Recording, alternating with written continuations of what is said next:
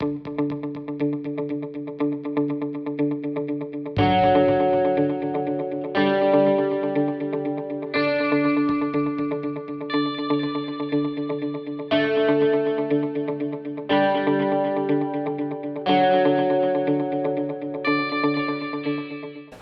could you please tell us who you are?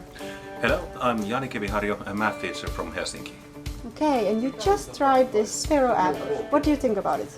I thought it was great. I hadn't tried it before, but it was easy to start programming with or giving instructions to the computer with the draw mode, and I think it could work well as an introduction to programming.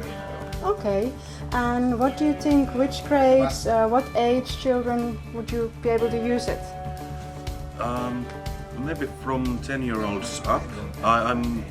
I myself teach at lower secondary school, so from 13-year-olds, and I think it would work great with that age group as well. 10 to 15-year-olds, I'd say. Okay, and which subjects do you think that it will work on? Mathematics, computer science, absolutely. I think with the sensor side there, it could be useful for physics as well.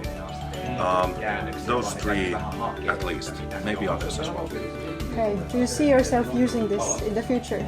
I think so, yeah. I just have to convince our principal to get some.